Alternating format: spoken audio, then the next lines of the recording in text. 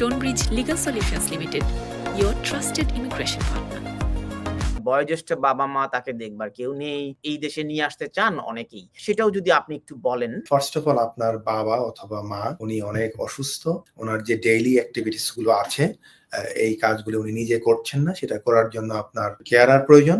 আপনি নিয়মিত টাকা পাঠিয়েও একজন ভালো কেয়ারার খুঁজে পাচ্ছেন না। Without seeking any public fund আপনি এখানে ওনাকে রাখতে পারবেন। পর্যাপ্ত থাকার জায়গাও রয়েছে। পরিবারের সদস্যরা বাবা-মায়ের ক্ষেত্রে, বয়োজ্যেষ্ঠ বাবা-মা তাকে দেখবার কেউ নেই।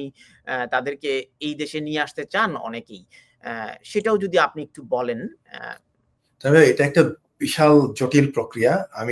অনেক বড় একটা বিষয়। এটা আমরা ডেফিনিটলি আলাদা করব। আমি যদি একদম ইন এ নাটশেল আমি যদি সংক্ষেপে বলি যে obviously আপনি যদি বাবা-মাকে আনতে চান এখানে পার্মানেন্টলি, তখন আপনাকে দেখাতে হবে যে আপনি ফার্স্ট অফ অল আপনার বাবা অথবা মা উনি অনেক অসুস্থ।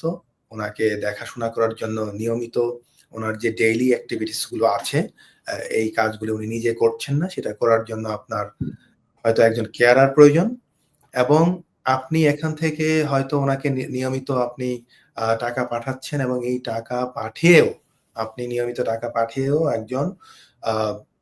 নিয়মিত একজন ভালো কেয়ারার আপনি খুঁজে পাচ্ছেন না। So this is very important যে আপনাকে দেখাতে হবে যে আপনি টাকা পাঠায়ও আপনি একজন কেয়ারার খুঁজে পাচ্ছেন না এবং আপনি এখানে আনতে পারলে ওনাকে আপনি without seeking any public fund আপনি এখানে ওনাকে রাখতে পারবেন এবং ওনার পর্যাপ্ত থাকার জায়গাও রয়েছে। অনেকগুলো বিষয় করতে হবে এবং ওনার যে আমি যে কথাগুলি বললাম যে ওনাকে অসুস্থ হতে হবে এটার কতগুলি ক্রাইটেরিয়া আছে। যেমন ধরেন যেই অসুস্থতাগুলির কারণে ওনার জেনুইনলি আপনার কেয়ারটা দরকার রেগুলার বেসিসে। যে অদিতি গোপ জানতে চেয়েছেন যে একদম সুনির্দিষ্টভাবে কি কি পেপার বা প্রক্রিয়াগুলো কি আপনি যদি একদম ধাপে ধাপে বলেন। ধন্যবাদ অদিতি গোপ। আমি যে জিনিসটা বলতে চাই ওনার ক্ষেত্রে একটু জিনিসটা জানা দরকার ছিল। পরিবার নিয়ে আসতে চাইলে কি আপনি কোন ক্যাটাগরিতে আসতে চান সেটা আসলে জানা ভেরি ইম্পর্টেন্ট। এখন আপনি যদি বলেন যে আমি স্টুডেন্ট হিসেবে পরিবার নিয়ে আসতে চাই, সেই ক্ষেত্রে এক ধরনের ক্রাইটেরিয়া।